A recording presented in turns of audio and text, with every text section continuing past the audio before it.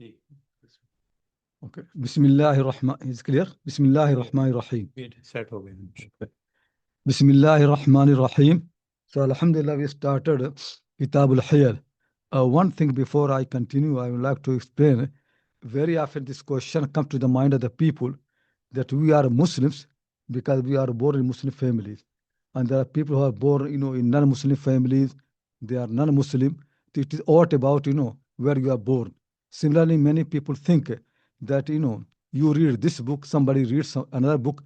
So, whoever gets whatever book they get, they follow that. So this is not right really. The way of Allah is that people must follow sound knowledge. And people must find the right way to worship Allah. It is not an argument to Allah subhanahu wa ta'ala. Everybody must make effort in guidance is on the sound knowledge. That's why Quran keeps, asking people, look, think, understand. It is not because it is Quran, of your people, you have, grown up with the Quran, you follow it. No, look whether it makes sense to you or not, whether the book is sound or not. That's what you need to follow. To any book in the world, we said the people who compare, look, which one is sound? Follow the sound knowledge. This book is academic book, properly done, with proper, the person who wrote, the prof, he writes everything properly. Anywhere from anywhere you look, you can find the book is very accurate and academic. Whatever the conditions are for anything to prove, to make it evidence, those full conditions are fulfilled in this book. So people look in that, then after that, if you think it makes sense, then follow. We don't make people to we don't force people to follow Sahih Bukhari or any book of Islam. It all addresses the human minds. Use your mind, look in that. If it makes sense, if the evidence is clear, then after that follow. Then Imam Bukhari rahimahullah ta'ala makes this chapter Kitab al-Hiyal is one of the important chapters of Sahih Bukhari, because if people, you know, read guidance of Allah subhanahu wa ta'ala, they receive the knowledge from Allah subhanahu wa ta'ala, and they don't respect it, and they find a way how to avoid it, there's no guidance. Guidance is in full intention to follow it. Means Allah has revealed the book, so you follow it. It's not that many people read the Quran in order to avoid the Quran, to find a way not to follow the Quran. People read a hadith, but the intention is not to follow hadith. So this is not guidance. Guidance is if you know really something true, then follow it. So this book has come, guidance has come, follow it. That's why Bukhari has got this chapter, Kitab al-Hiyal. Don't play tricks in the religion of Allah subhanahu wa ta'ala, because it is your problem. If you understand it, make intention and follow it properly. Don't make any game here. This is not allowed. So he started this chapter with the famous hadith, Innamal Amal bin Niyat, which Bukhari has got 7 times in his book. The first one is in the beginning of the book, and this one is the last one. Actually, very good. Basically, the book starts to reminding people that people should make intention and follow. They should not make intention not to follow it. Then he brings this Hiyal to remind people, in even the things that God does not like, when you leave them, your intention should be true. There's no game, no playing. And as I mentioned, that whenever Bukhari brings a hadith, there must be a reason. I still have to look properly. This hadith has come in Sahih Bukhari 7 times. Once with the narration of Ibn Uyayna, Sufyan ibn Uyayna from Yahya. Once from Sufyan Thawri, from Ibn Uyayna, and once from Abdul Wahhab al-Thaqafi, from Yahya, and twice from Malik from Yahya, and twice from Hammad ibn Zayd from Yahya. So Hammad and Malik's hadith are twice in this book. From Yahya ibn Ansari. This one is the last one. Now we move to the next bab. Babun fi salati. وبه قال حدثنا إسحاق قال حدثنا عبد الرزاق عن معمر عن همام عن أبي هريرة رضي الله عنه عن النبي صلى الله عليه وسلم قال لا يقبل الله صلاة أحدكم إذا أحدث حتى يتوضأ. So, as in every single thing, you need to have proper intention to follow, a proper intention, to leave what Allah has forbidden. Similarly, in all the ibadat, in the prayer, in the zakat, in the fasting, in the hajj, in every single thing, you have to have intention to follow it. It should not be intention is not to follow and you pretend to follow. So this not that's what hila means. Hila is that you show to the people that you're following, but you're inside that you don't want to follow. Something this is something hypocrisy. How can the religion allow something like that?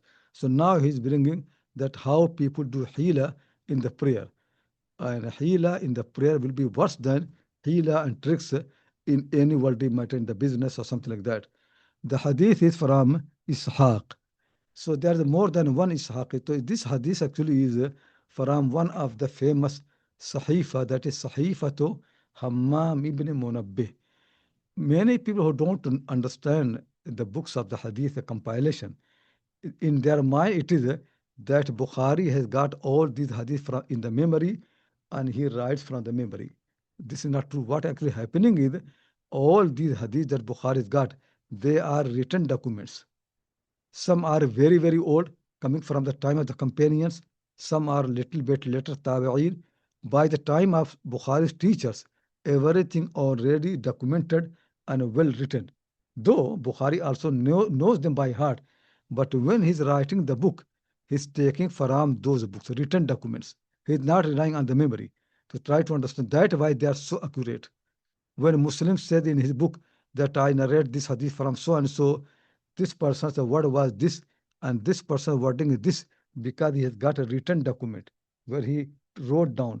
So by the time of Bukhari's teachers, every single body has written down.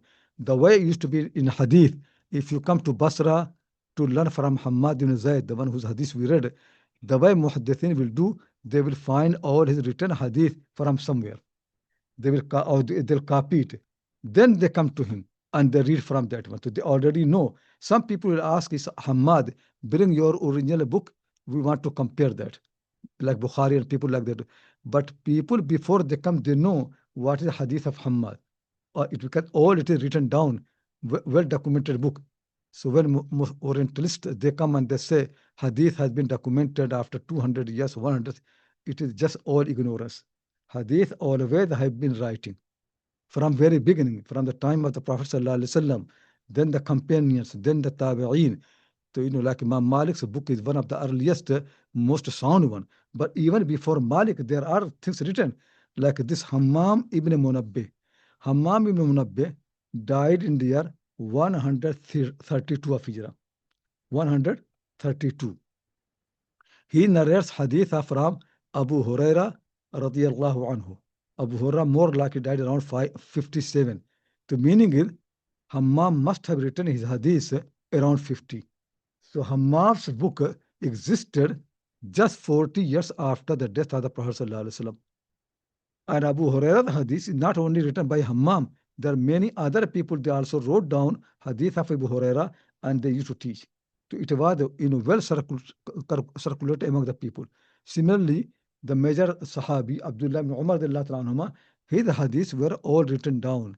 Abdullah ibn Amr ibn As, he himself wrote down in the time of the Prophet sallallahu alaihi wasallam. So all of these, they are called Sahifa. So you can say, books in Islam are two types of book. I wrote an article, al-Kitabu Kitabaini. One compilation is where you put down all your narrations, whatever you got from your teachers. It could be some order, like, hadith of Abu Bakr Siddiq, hadith of Umar, something like that. Or maybe according to the chapters of the fiqh you write down.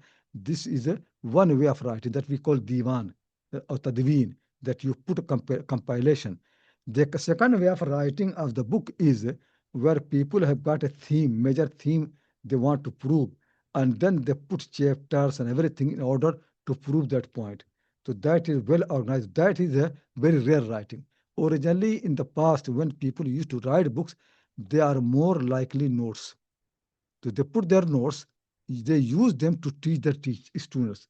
And when the students come, they can copy them and then they learn how the teacher teaches. That how has been the way of the teaching of all the major people, Aristotle, or Greek philosophers, all these people, when they used to teach, they did not write proper book.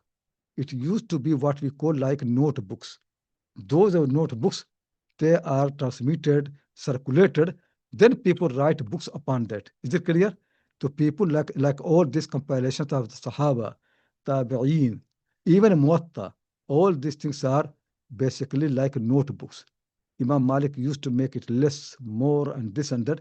They are not a book in the sense, like when you do a PhD, you write a thesis where you have got a central theme, you have chapters, first chapters, you have got a preface, introduction, first chapter, second chapter, third chapter.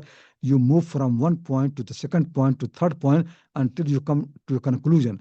And all your chapters are connected to a central theme that you want to prove. Isn't it like that? That's how people write a book. That is a well organized, proper book. That writing like that used to be very little in the past. Reason is because people used to think if you make like that, you make knowledge limited and bound. Knowledge should be unbound. When your teacher has notes, then he has free how to use it and how to explain it. And when the students take notes, they are free how to use it. They are not bound to the way the teacher wants to explain.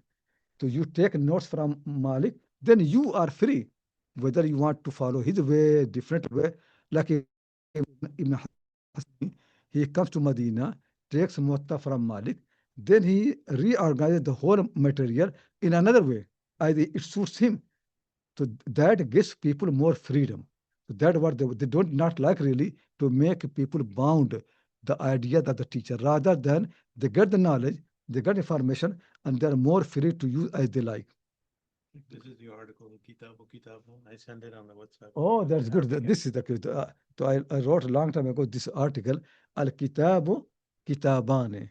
The book, when people write the books, there are two types.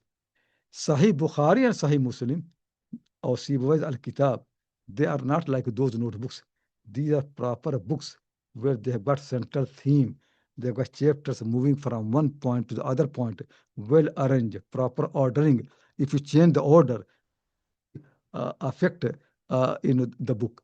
While in Muwatta, if you change the order, nothing will happen. You change Musnad Ahmad Hanbal, nothing will happen. Those books are like notebooks.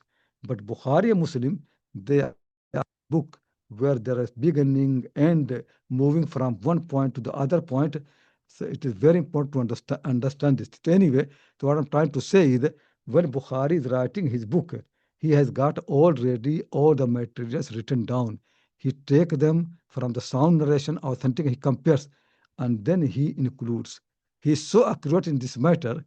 If he gets a hadith from the people in mudhakara, when they revise, that hadith he will not include in his book. If he needed, he will make it mu'allaq, not proper isnad. It's not under condition.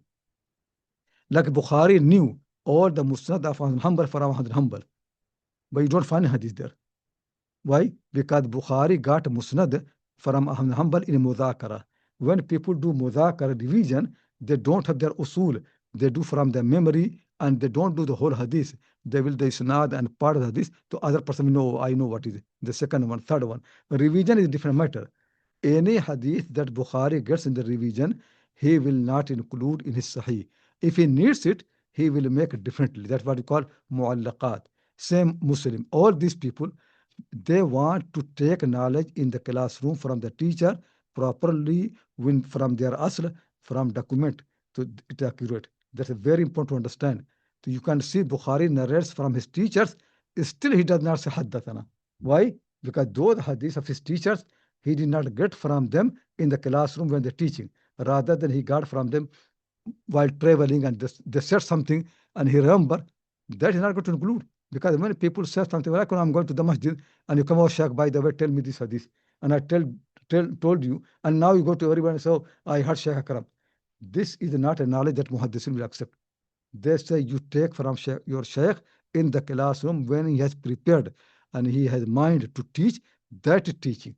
What he said while traveling, moving, you can benefit from that, but you can't rely on that. You cannot use for that. They call this hadith as mudhakarat. They don't rely. So Bukhari and Muslim keep in mind when they are including a material, they are including from the original notes of their teacher, usul. That's why Imam Bukhari said, I'm not like other people. These people come and they take from the teachers as they like want. I didn't do that. Whenever I came to a teacher, I would ask him, what is your name? What is your genealogy? Who are your teachers? And then I ask, what did you learn from your teachers? And bring me your original notes. I want to see it. Then Bukhari will see it, compare with his. Then after that, we learn it. That why the book becomes so accurate.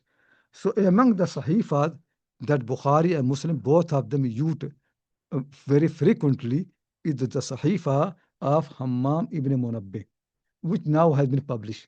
People got it. What people don't realize really is that it is same isnad. Sahifa of Hammam ibn Munabbih has got only one isnad. Basically, it is hadith of Abdul Razak al-San'ani from Ma'amar ibn Rashid, from Hammam ibn Munabbih, from Abu Huraira. In every generation that we find. Look at this Sahifa in Musnad Ahmad Hanbal, in Bukhari, Muslim, everybody has included this Sahifa in their book. Ahmad Hanbal got all Sahifa in the same place. Exactly in the same place, he got all the hadiths of 129 something hadiths all together at the same place. Bukhari has scattered them, Muslim has also scattered them. So it all well known, one isnad, one chain of narration. What is that? Abdul Razak an Ma'amar an Hammam ibn Munabbih an Abi Huraira. So it is basically so many generation, it is afrad, single narration. That is why you can see in Sahih Bukhari, in Sahih Muslim, in any chapter, if they have hadith of Abu Huraira from two isnad, they will make this one the last one. Why? Because this is afrad, gharib. So many tabaqat, Abdul Razak. In Muslim, hadith of this sahifa will be always at the end. Unless there is somewhere a problem, it will be at the end. So this keep in mind. This is not the first hadith in the chapters. Because in so many generations, narrators are only one person, single narrator. So when somebody does not, hadith is not widespread, then it is not so strong in their mind. So they make it little bit later. Is correct, everybody? So when you read Sahih Muslim, you will find the hadith of Hammam ibn Munabbih generally is at the end of the chapter. This is one thing I want to make clear. Second thing is, all this hadith of Hammam ibn Munabbih, 129 whatever, it all same isnad, Abdul Razak and Ma'mar and Hammam and Abi Huraira. So then you think if Bukhari takes one, then he should take everything, because that's how he does. He has condition. Whatever fulfills the condition, he should include, and whatever does not fulfill the condition, he should exclude. So if he takes one, what is the reason to leave others? Because it all same isnad. That what comes to the mind, but that's not true. Does not happen. Many of them, Bukhari and Muslim both include. Some hadith of Sahifa, Bukhari includes, Muslim did not include. Some of them Muslim include and Bukhari did not include. Because they don't take like that every book, whole book they should. They do research for every single hadith. So even if there is not under condition, still every hadith is their challenge. Because there are more than one reason to reject hadith. It's not only sanad, could be sometimes they compare with something, sometimes could be in hadith of Hammam, something has been mixed. Two hadiths become one, or something else happened. They know all these with the depth and properly. So when I wrote my commentary on Sahih Muslim, I also explained that why there are some hadith from Sahifa which are in Bukhari but not in Sahih Muslim. Why Muslim has left them out. So those is not the same. Still, some of them have been left out. So never think that any book, full book will be inside Bukhari Muslim. No. Even Malik's books are not there. Malik's hadith so accurate, but not all the hadith of Malik and Bukhari Muslim. They select, they look properly, they see where the problem is. So this hadith Sahifa generally is agreed by Bukhari Muslim, but there are still some hadith which Bukhari and Muslim did not include in their book. Is it clear? Sahifa, the hadith from Abdul Razak, Bukhari has got from many people, but the way of these people is Abdul Razak al-San'ani is the narrator. Abdul Razzaq as-Sanani lived very long life. Great man, no doubt really, and he wrote his book properly, Al-Musannaf. He is not a Shia or nothing. He's a Sunni proper. People loved him. People used to go and humble everybody. But the problem happened with Abdul Razzaq is later on. His wife had a nephew. He was a Shia. This nephew, when Abdul Razzaq became blind, started playing with the book, adding things here and there. Many people who came to Abdul Razzaq later, when Abdul Razzaq became blind, their hadith has problem. The Bukhari and Muslim always make effort to get hadith of Abdul Razzaq from the most senior students of Abdul Razzaq, like Ahmad Hanbal, Ishaq ibn Rawat, those who came very early to Abdul Razzaq Sanai. Those who came later, they don't care about that. So, for example, you see, highest is not for the hadith Abdul Razzaq is Tabarani. Imam Tabarani, Abu Qasim Tabarani, he wrote Al-Mu'jam al-Kabir, Al-Mu'jam al-Saghir, and so many other books. Tabarani died in the year 360, and Muslim died in 261. And Bukhari died in 250. Tabarani dies more than 100 years after Bukhari. It's still between Tabarani and between Abdul Razzaq, only one narrator. Between Razzaq, one narrator. Same is basically isnad of Bukhari and isnad of Muslim and isnad of somebody who dying 100 later is same. Means same number of the people. Difference is what? Abu Qasim Tabarani has got the hadith from Ishaq al-Dabari. And Dabari was small. He is not so important, so reliable, trustworthy in the hadith of Abdul Razzaq. So that people understand. So when you see the differences, we will rely on the narrations of Bukhari, Muslim more than at-Tabarani, and because Musannaf Abdul Razzaq has been narrated by Ishaq al-Dabari, because his hadith became higher. He is not so reliable. So that many people keep forgetting. The Nuskha of Musannaf Abdul Razzaq and Sahifa, which Bukhari and Muslim received, that is more authentic. When they include from that, that always will be on the top. Bukhari has got that Abdul Hadith. Actually, Bukhari could have got Abdul Razzaq. Abdul Razzaq died in the year 211. In the year 210, Bukhari was already in Makkah. Bukhari in Makkah. And Bukhari wanted to go to Yemen to get hadith of Abdul Razzaq. Actually, he left Yemen. He left Makkah to go and meet Abdul Razzaq. If Bukhari has gone to Yemen and met Abdul Razzaq, then hadith of Bukhari would have been so high in hundreds of the hadith. The whole Musannaf would have... No, nothing. Because what happens is when he left Makkah, then news came to him Abdul Razzaq had died. So Bukhari got back to Makkah. Then he got the news, no, he's still alive. So Bukhari did not have courage again to leave, and then after a few months he died anyway. Had Bukhari gone to Yemen to get Abdul Razzaq's hadith, then hundreds of... Actually, Abdul Razzaq has whole Musannaf. Then Bukhari's narration would have been so high, people cannot imagine really. But anyway, he missed, and between him and Abdul Razzaq became one person. So as I mentioned, Bukhari gets hadith of people from their most senior students. That makes difference. Because when you become old, blind, mixing things, then somebody, young child comes and learn from you, he can make high, but it's not accurate. It's not same thing. So Bukhari, Muslim are more concerned about accuracy. That it should be proper knowledge, not high isnad. So into Ishaq,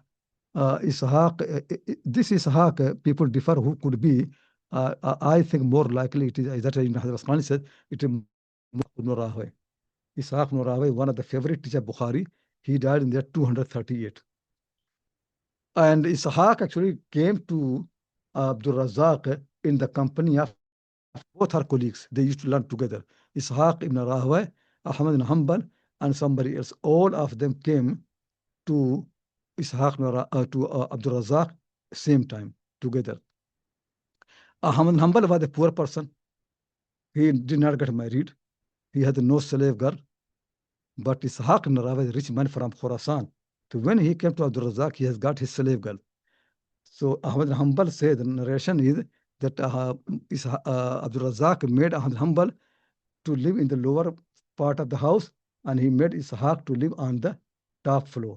So Ishaq ibn Rahway, when he is slave girl, so in the night, the relation is happening, some noise come. So Hanbal said to Ishaq ibn Rahawayh in the morning, يُعْجِبُنِي حَرَكَتُكُمَا بِاللَّيْلِ. Then Hanbal said to Ishaq ibn Rahawayh. So you can see, and then Hanbal said that Eid, time of Eid came, and we went to Abdul Razak, no takbir. So we remained quiet. Then we got back, we said to Ishaq ibn Rahawayh, what happened? You went for Eid, no takbir. He said, because I was thinking that you people say takbir, so I say, if you don't say, maybe it will be the, so I was waiting for you, and they were waiting for Ishaq ibn Rahawayh. Ishaq's teacher, so they waited for him to say takbir. He didn't say, so they also did not say. So these people stayed with Abdul Razak properly, nicely. Actually, not only that, on the way back from Abdul Razak, Ishaq ibn Rahawayh, Abdul Razak, a third person also, three people, Ishaq ibn Rahawayh, Ahmed Hanbal, and a third person, I forgot, Ahmad al-Ramadi, some Ahmad al-Ramadiya. So the three people, they're together. They pass by Kufa. So it's no, Yahya al-Ma'in actually. In that journey was Yahya al-Ma'in. So they passed by and they tested it. So anyway, Ishaq was not there. So this hadith from Ishaq in Rahawayh died in the year 238. Abdul Razak died in the year 211. And Ma'amar died in 154. And Hammam died in 132. Ma'amar actually lived very short life. There are people say if Ma'amar had lived a very long life, then hadith of Hammam would have become very, very. Hammam lived long life. Abdul Razak, Ma'amar's life is very short. And Ma'amar has got his own book, Jami'u Ma'amar. Ma'amar al-Allama, Imam, he got hadith. He's from Basra. He got all the hadith from Basra, Kufa, Yemen, everywhere. Compiled, that's called Jami'u Ma'amar, like Jami'u Thawri, Jam Sufyan Thawri. This Jami of Ma'amar has been included in most part of that. Some people are printing that separately. When Ma'amar came to Yemen, that time in Yemen there was no knowledge of Hadith. The people of Yemen became Ma'amar's knowledge, so much knowledge. So they wanted if Ma'amar could stay in Yemen, so people could learn from him more and more. So one old person advised Yemeni people, qayyiduhu, tie him in a chain, meaning it, marry him to someone. So they found a woman and they married him, and then Ma'amar stayed in Yemen, and that's how Yemeni people became so knowledgeable, and Abdul Razak and all the people learned from Ma'amar because he stayed there, he got married there. So, and this Hammam for Abu Hurairah, it is same isnad. Hadith said, لا يقبل الله صلاة أحدكم إذا أحدث حتى يتوضأ.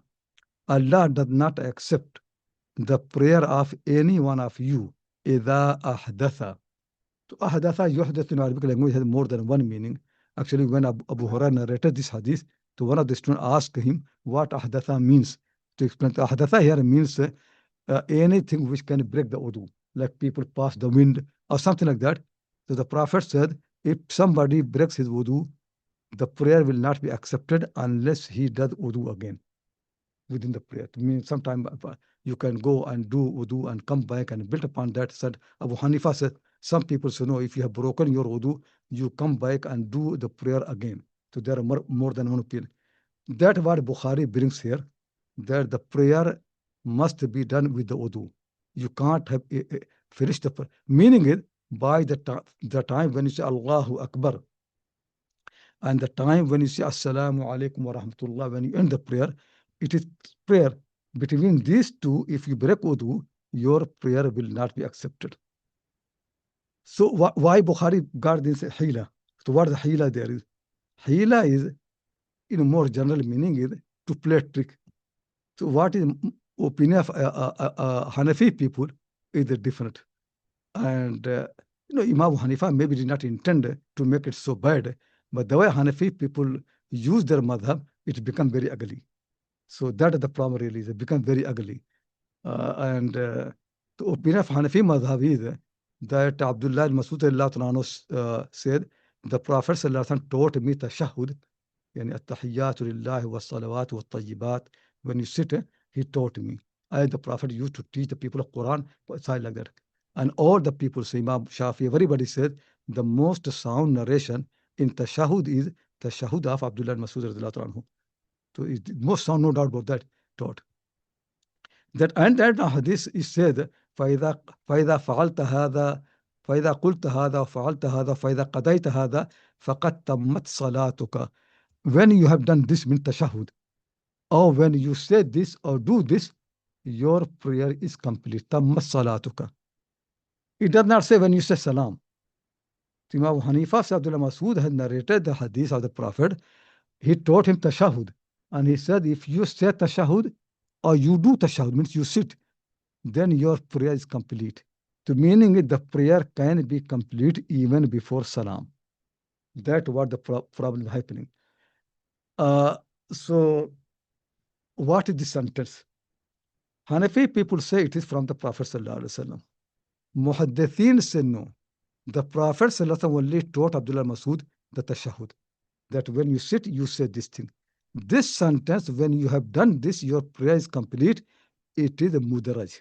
Idraj means when somebody adds some information from their opinion or from fatwa. So Abdullah Masud is a good teacher. He's teaching his people.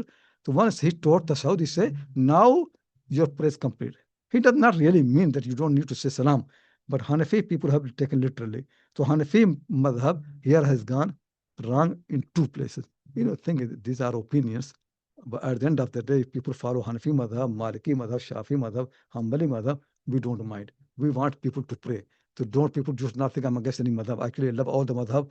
And to me, really, all madhabs are same. All schools are same. You follow anyone, but worship your Lord, obey him, and be sincere Muslim, good Muslim.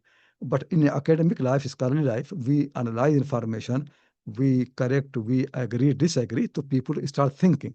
But it does not necessarily mean that whatever I say, that is the most authentic opinion. Is somebody from supporting Hanafi madhab, maybe he can find another argument. And also I'm Hanafi, so if I criticize Hanafi madhab, then I have more reason, because I myself have grown in this madhab. So I think in this matter, Hanafi madhab has got two mistakes.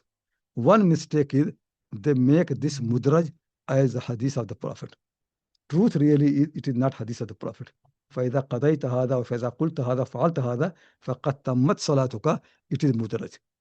And in the matter of the hadith, we should rely on the opinions of muhaddithin, not the fuqaha. Everybody has their own specialty. Muhaddithin know how to compare what is shad, what is mudraj, what have been acted. See, their field, they keep comparing. So this should be taken from the muhaddithin. Muhaddithin think this sentence in the hadith is not marfu.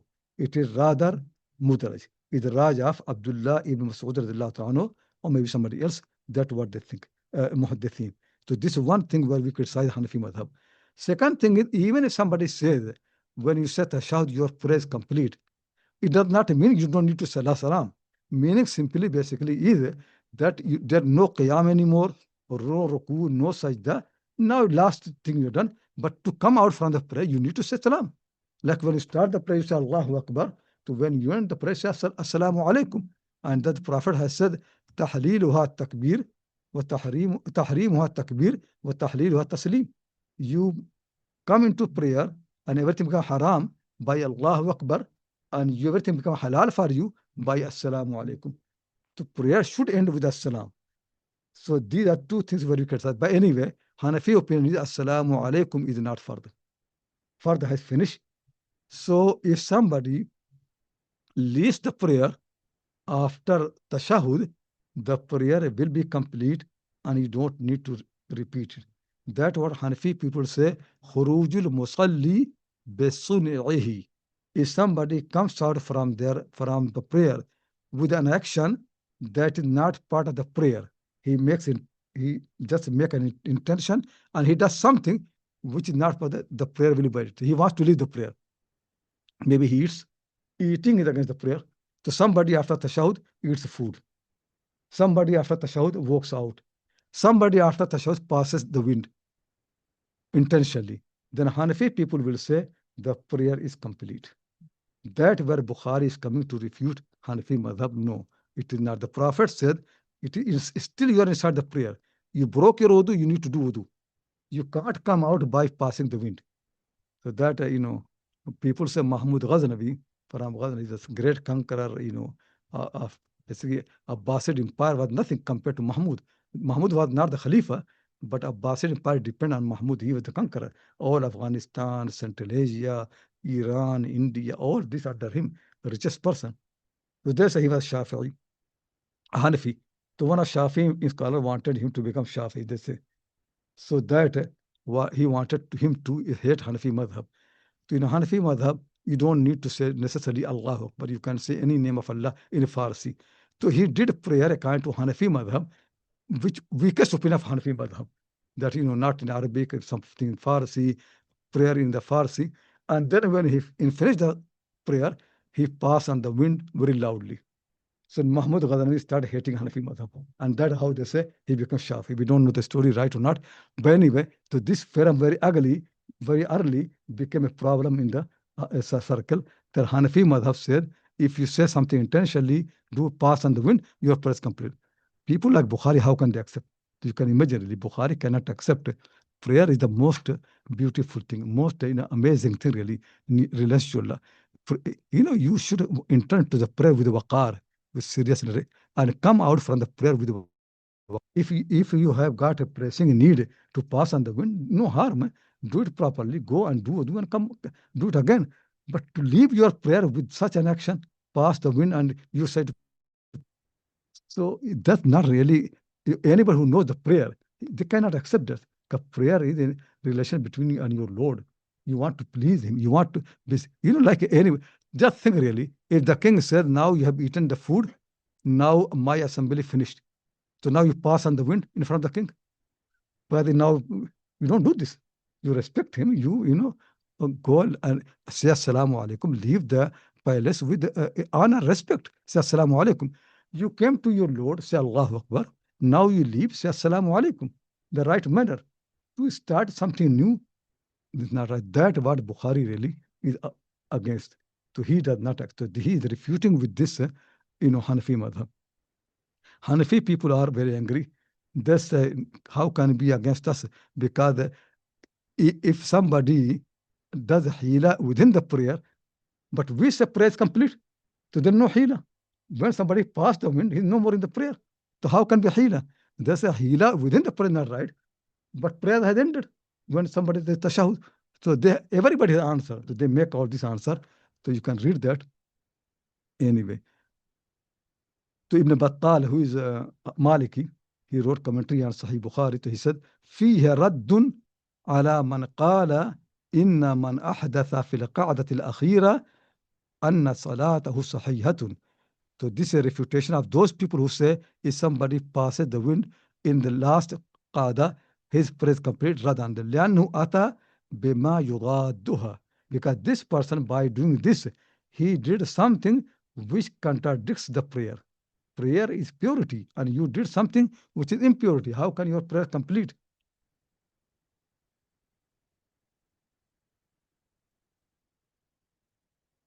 Now they discuss, again about another matter, whether the salam is rukn of the salah or not.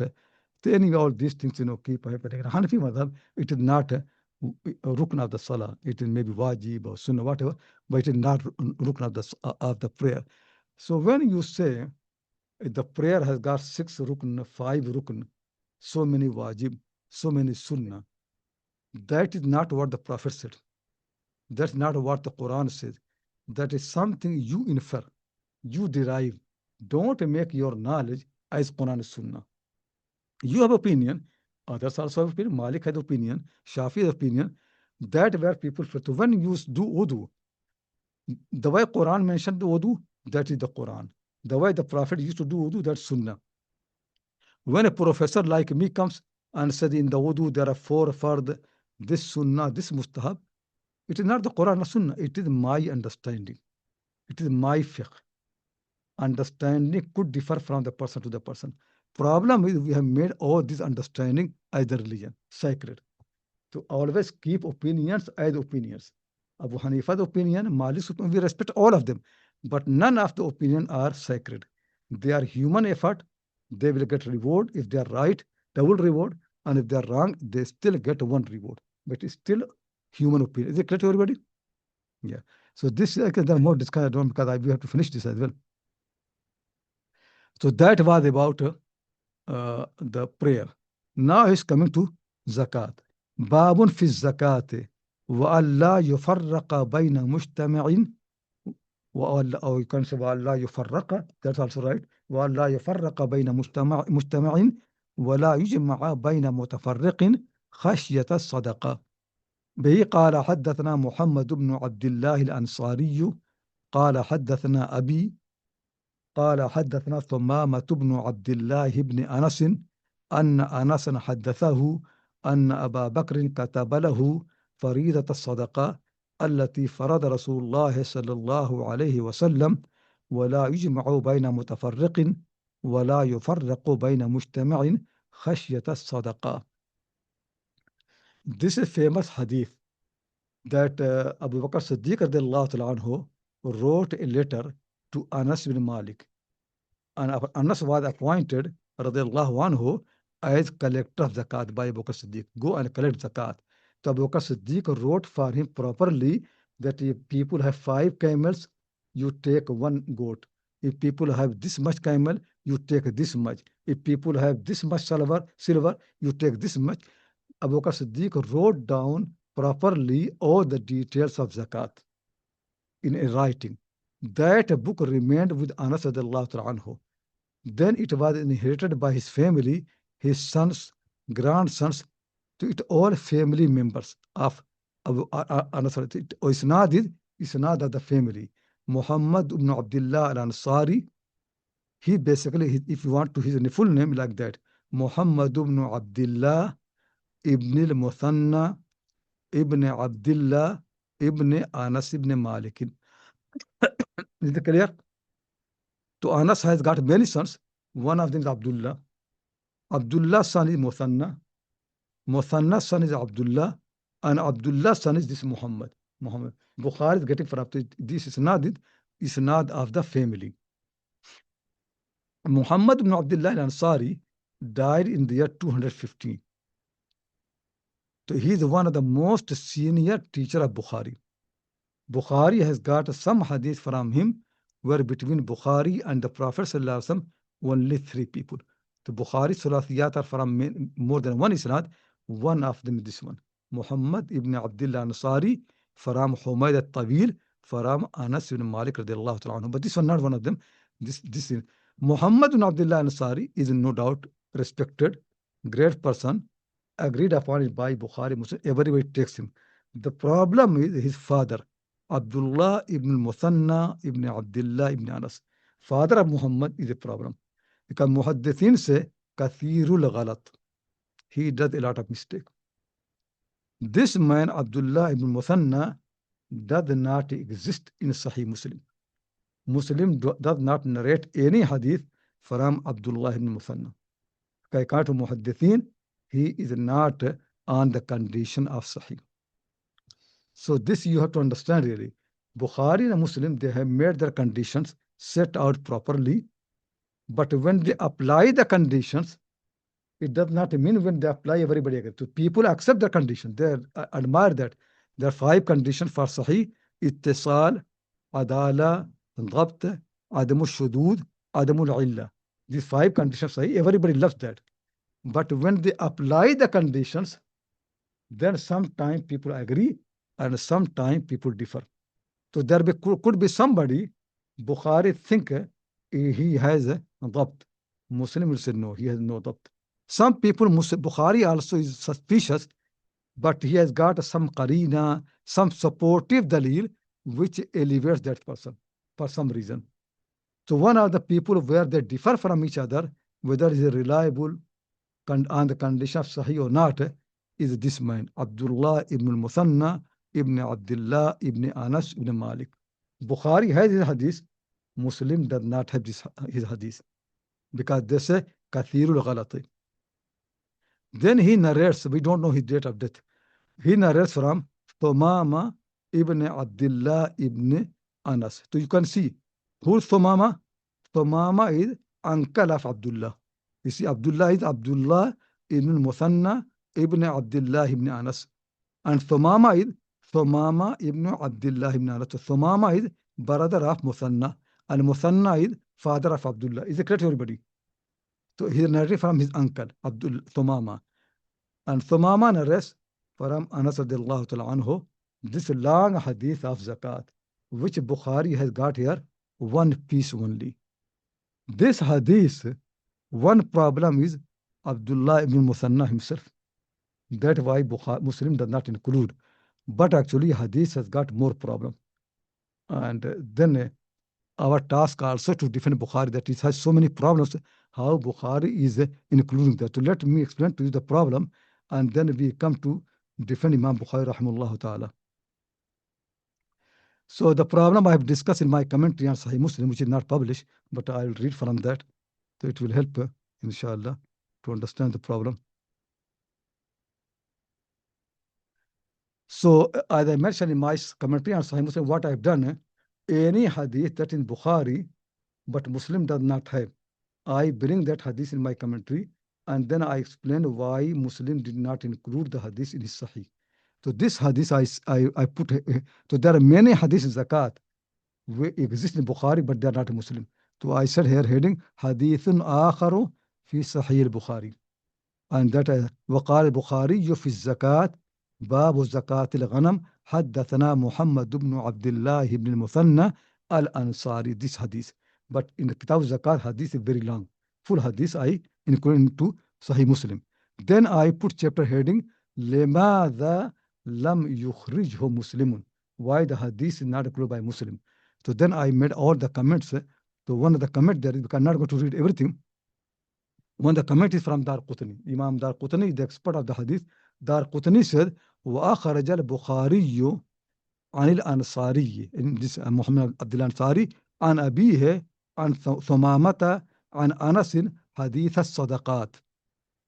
Bukhari had included in his book Hadith of Zakat and Sadaqat from this isnad. Muhammad bin Abdullah Ansari, from his father, from Thumama, from Anas bin Malik. Who said this? Dar Qutni. Then Dar Qutni comments, وَهَذَا لَمْ يَسْمَعْهُ ثُمَامَةُ مِنْ أَنَسٍ. This hadith, Thumama never heard from Anas, from his grandfather. So then disconnected. Because Thumama narrates from his grandfather Anas. And Dar Qutni said Thumama did not hear the hadith from his grandfather. This one, وَلَا سَمِعَهُ Abdullah ibn Muthanna min ammihi Thumama. And Abdullah ibn Muthanna, the father of Muhammad, he also did not hear the hadith from his uncle. Two places where the hadith is disconnected. Is it clear to everybody? You know, the condition of Bukhari Muslim is to narrate the hadith with continuous chain of narration. So basically, according to my explanation, the hadith of Zakat, very long hadith in Bukhari, which Bukhari used many, many times. This hadith has got three problems. The one problem is Abdullah al-Ansari, according to Muhaddithin, is kathirul ghalat, many mistakes. Second problem is Thumama, he narrates from his grandfather. Thumama did not hear this hadith from his grandfather. Third problem is that Abdullah ibn Muthanna, he did not hear the hadith from his uncle Thumama. So two disconnection and one person not unconditional Bukhari, the third reason. So then he said, قال علي المديني حدثني عبد الله بن المثنى قال دفع إلي ثمامة هذا الكتاب. How Dar Qutni knows that Abdullah ibn Muthanna did not hear the hadith from his uncle Thumama? Because Ali Madini said, I heard Ali Madini is the teacher of Bukhari, experts of the ilal problem. Best person, Bukhari learned everything from him. Ali Madini said, Abdullah Muthanna narrated to me directly that Thumama gave him this book. And it's not reading, not hearing. So basically what happening is, Anas has got a written document in his house about Zakat. He passed to his son, and then family has been circulating. Nobody learned from anybody. Muhaddithin don't accept that. Reason is, anybody can anything add into the book. Hadith is always authentic when you read to the teacher. This document has been circulated in the family without properly being read. So Thumama said that, Abdullah Muthanna said, my uncle Thumama, he gave me the book. دفع إلي ثمامة هذا الكتاب. قال وحدثنا حماد قال أخذت من ثمامة كتابا عن أنس nahwa hadha. Then Ali Madini makes another argument. He said, Hammad bin Zayd, the Imam of Basra. It's all Basra isnad. So basically, Muhammad bin Abdullah Musanna, Abdullah, and the Thumama, and all Basran people. Ali Madini, who makes comment, he's also from Basra. So he knows from Basra. Then Ali Madini quotes another Basran scholar, Hammad bin Zayd. Hammad bin Zayd said that I myself took the book of Zakat from Thumama. And Thumama said it was given to him by his uncle. No reading. All these people are just circulating the document without being read.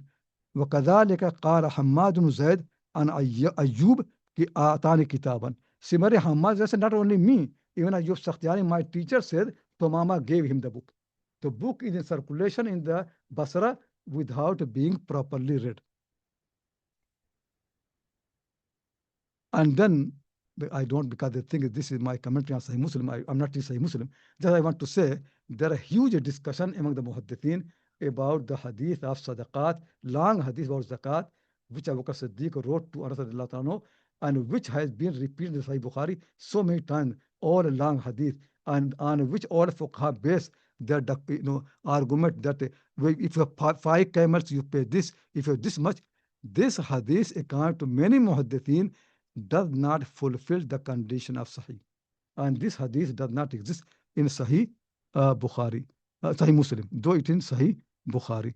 Now the problem is, it's not because I wrote commentary on Muslim, so I defend him and I don't defend Bukhari. I love Bukhari same way as I love Muslim.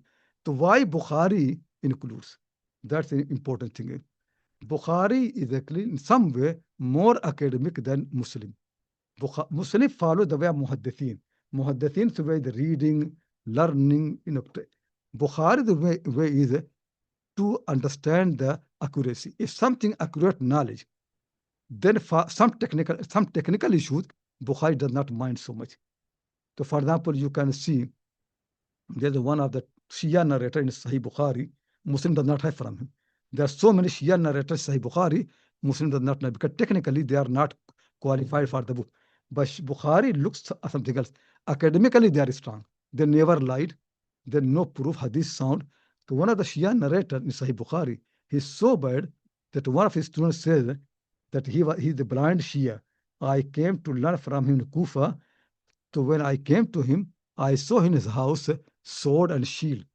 So I said to him, you are blind. My Sheikh, why are you having sword and shield? He said, because when Mahdi Ali will come again, he will take revenge from his enemies, Abu Bakr, Umar. So I will be in his army. I'm going to fight. So that I've taken. So I became quiet. But his way was he only narrate hadith to Shia, not anybody else. And if you come, he cannot see, he will test. So he tested me, he said to me, who made oceans? So I said, Allah. He said, Allah made ocean, but who made? So I said, Sheikh Yufid, Sheikh tells. He said, Ali made the oceans.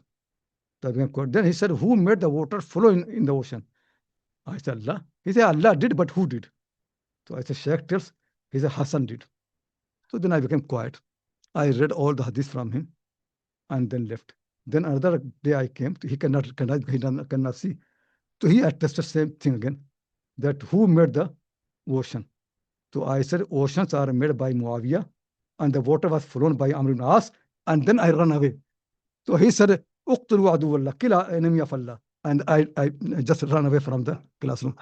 Imam Dhahabi says somebody who believes in these things, still they come and learn from him.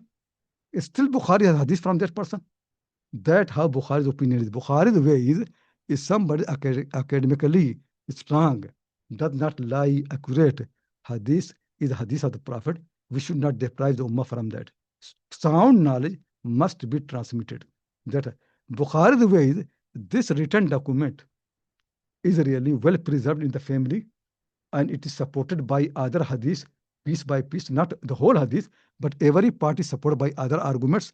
And we have no single evidence that anybody has played with this document, added something like that. So we cannot deprive the Ummah of this important document. Such a long hadith, very clearly by Abu Bakr Siddiq radiallahu anhu, how to pay zakah. This is the reason Bukhari includes this thing in his book, because it is well documented, well preserved. There's no mistake, nobody ever found anything. So that's what knowledge means. In all the prompts is not that this person learned from this person, it all to know accuracy. But this document is written, circulated in the family. All the reliable people, Hamad bin Zaid, Ayub Sakhtiyani, Pila Basra, they get in circulation. Nobody has ever pointed out any mistake in the document. So why should we leave?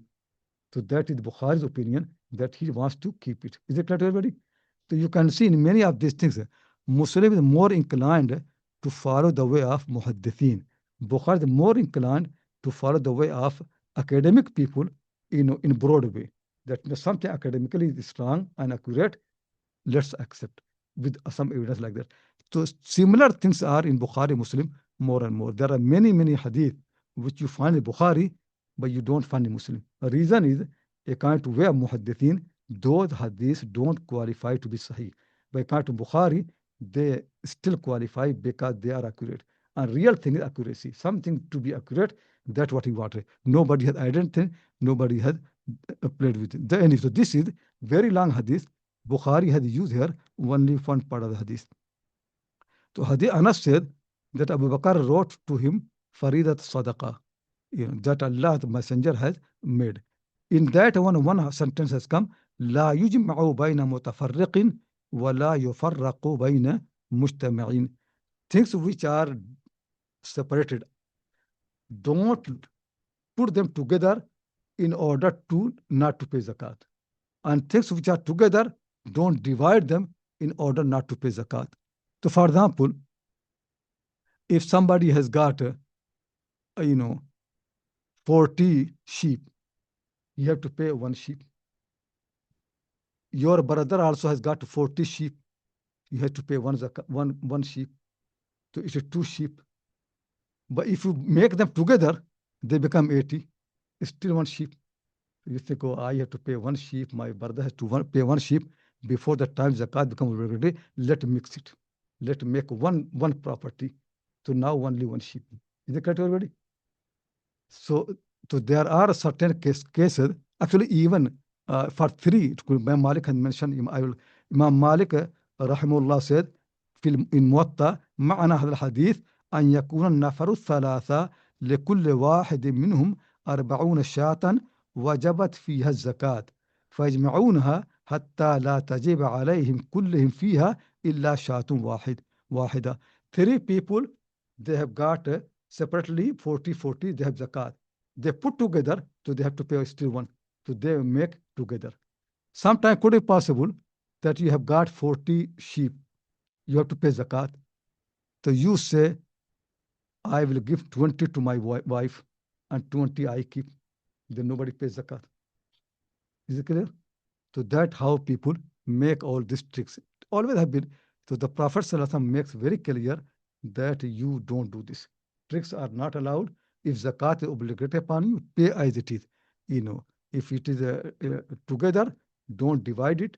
If it divided, don't combine it. As it is, because of fear of the sadaqah, it should not happen. Hanafi people differ. Hanafi people say zakat only becomes obligatory when the year comes. So if on the first of day, you have got, first of Ramadan, you have got 40 sheep. Next year, if you have 40 sheep, you pay zakat. But before first of Ramadan, if 40 sheep become divided to 2 people, so how can you pay zakat? Zakat is after 1 year. If on the 29th of Shaban, the man gave 20 sheep to his wife as hiba, and he gives 20, so when first Ramadan comes, where is 40? Zakat only on 40, and here 20 is owned by the wife and 20 by the husband. Who is going to pay zakat? So Hanafi people say like that. Bukhari thinking is, this is a trick, because the intention is to avoid sadaqah. If you do genuinely, for example, somebody came, your friend was passing by your village, and you are rich man, 40 sheep. You said to him, don't worry, take 10 sheep with you. I'm giving as a gift. Your intention not to avoid zakat, your intention to be generous. That's fine. Nobody has problem. Problem is when Bukhari says khashyata sadaqah, you don't want to pay zakat. If that happens, Bukhari is not actually against Hanafi madhab, any madhab. He wants to say, if this all done in order not to pay zakat, then it has problem. But if you want to pay zakat, but something happened, then no harm that you can be generous. Sometimes you can feast, like, on the 29th of Shaban, you have got your daughter married, and you make a big walima, and in that one you sacrifice 10 sheep, then you don't pay zakat, because 30 sheep, no zakat. Bukhari is not against that. Bukhari is only against the people who make trick in order to avoid zakat. What is it time or time for prayer now? Yeah, you can go 5 minutes. No, but then we'll come after that, because thing is, then I'll read more, inshallah. So maybe stop it here. If you have any question, please ask. If you have any question, please ask. Yeah, so Ubaidullah al-Musa is one of the Shia. But Ubaidullah al-Musa is a Shia. Muslim also has got him. So there are some Shias where Muslim and Bukhari both agree. And Ubaidullah al-Musa is he is not an easy Shia. He is, they say, used to abuse Salaf. Yani Ahmad bin Hanbal wrote to Yahya Ma'in that why you narrate hadith from Ubaidullah al-Musa. You know really how bad his Shia is. And people Yafsubu Salaf and this thing and that thing. Still Bukhari has got many hadith from him, from Ubaidullah al-Musa. Direct, because Bukhari is very high sanad. And Muslim has little, but Bukhari is so many from Ubaidullah al-Musa. There are many. The first thing is Shia in Bukhari are more than a Muslim. This one thing. Second thing is also their hadith in Bukhari more than Muslim. If Muslim has Shia, he takes very little. But Bukhari takes so much hadith from Shia. Bukhari, the book is full of the people of Khawarij, Shia, Qadariya, Murjia, all the sect that people keep, denouncing. They all exist, Sahih Bukhari. They're all there. Yeah. Why did Bukhari use Ubaidullah for the 5 pillars? Why him? Because he's accurate, the dabt. For the 5 pillars, then you have other chains you could have used? No, but adala to him means honesty and truth. So an honest, true person, he does not care about his aqidah. What he cares is, he's an honest person, does not lie, nothing. He's one of the most reliable people in the hadith of Sufyan Thawri and all these people. Bukhari get him. Even Muslim get him. Ubaidullah Musa is not only Bukhari, he's also in Muslim. Ubaidullah Musa, the hadiths are in Bukhari, Muslim both. Though Bukhari has more than Muslim, but Ubaidullah Musa is among the Rijal of Bukhari and Muslim both. Both of them agree. So there are some Shia whose hadiths are in Bukhari. Basically, what happening is, they are academic people. Their intention is, if academically some hadith is right, we have no right to deprive Muslims from that hadith. We have amana to transmit the knowledge to next generation as it is. That's what Bukhari is concerned is, that hadith should not be left. Hadith our hadith. Hadith our prophet. Why should we leave it? Unless somebody is lying, somebody is not trustworthy, so he brings hadith. Some hadith actually which support somehow some Shia inclination. Ubaidullah Musa is then in Sahih Bukhari. There's a problem. Those people say Shia narrates hadith supports Shia madhab, you should not accept it. But in Bukhari, there is hadith of Ubaidullah Musa which really supports Shia opinion. It's in Sahih Bukhari. So anyway, we have an answer for that. But I'm trying to say that Bukhari is more concerned that hadith should be sound. It doesn't matter who is narrating. It should be more sound knowledge. Yeah.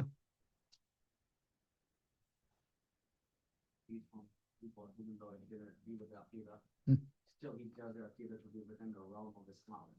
That doesn't matter. Meaning basically is that people should be, this aqidah, that thing. That's not, by somebody does not agree with me, but he has got a genuine hadith from the Prophet. Should we leave this knowledge because I don't agree with him? No. Sorry? Yeah, he's Muslim. He's a Muslim, but what he's thinking is that it is our knowledge. We should get it. Just because he does not agree with me, I leave my knowledge. I need the hadith. We need the hadith. So he's thinking that the hadith should come to us. Why should we leave to Shia people? We should get it and include our books. That's how he thinks. Unless there is a proof of lying, dishonesty, cheating, then they will not do. So they judge, they compare many ways. So once he satisfies the hadith is true and accurate, he will take. Yeah, okay. Yeah, no. Think really, people think they just look in a book of Rijal. The millions of things they think about comparing. They know the criticism. They know what hadith people have been criticizing about hadith. What are the hadiths of Ubaidullah Musa which has been criticized? What are not criticized? They know all that. They know the discussion properly.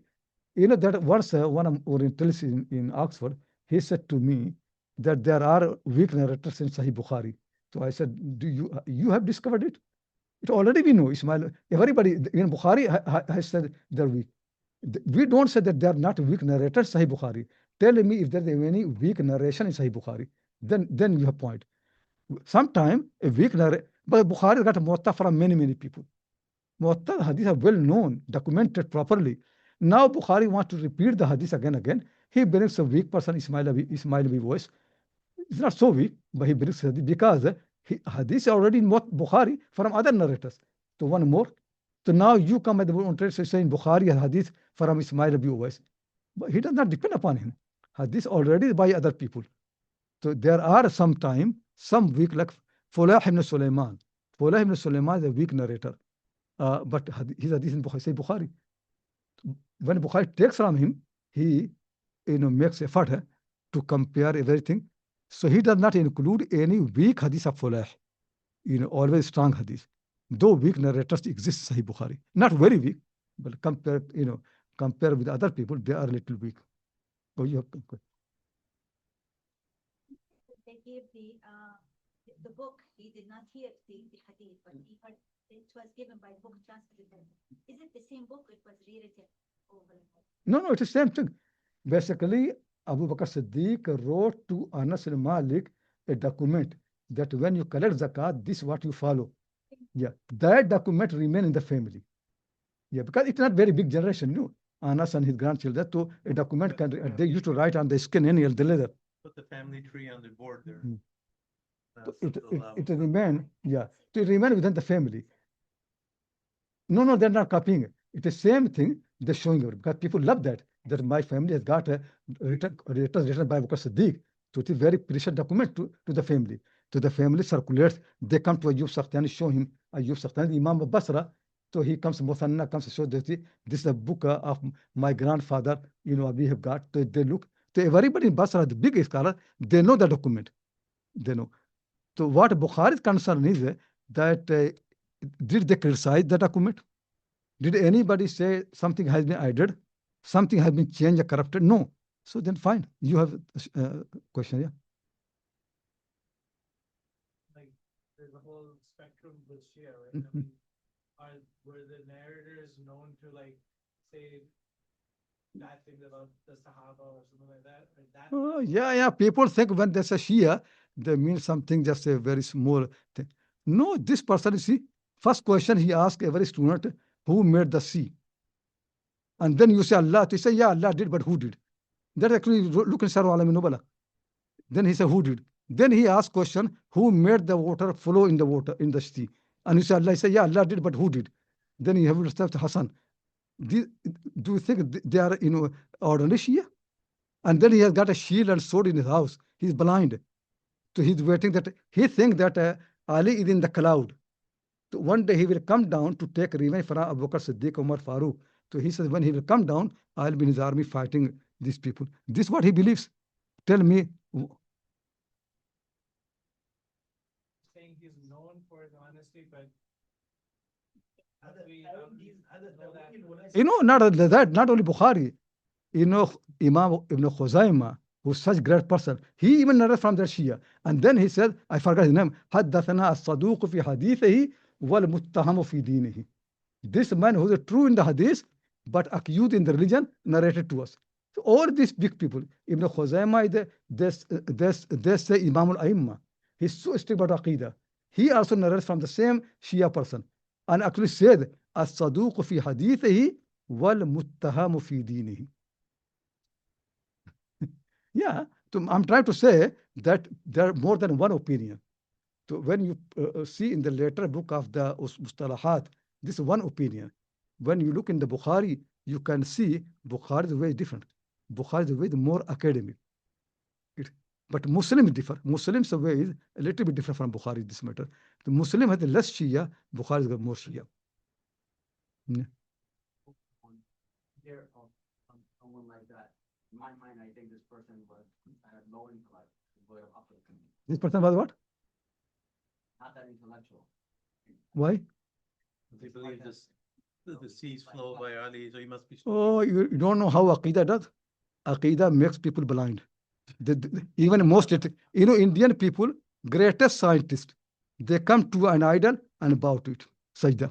If you listen to his lecture, you can think he's the most intellectual person in the whole world. Reasoning, intellectualism, and this thing. But same person you find worship a cow. Worship even dung of cow. To think how can dung of a cow can be divine. Aqidah is a different matter. Then people don't think. If you want to understand, come to India. You will understand all these things. You will see everything. Yeah.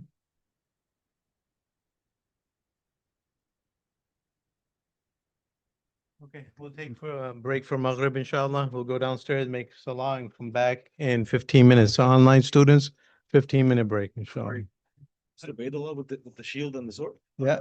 Really?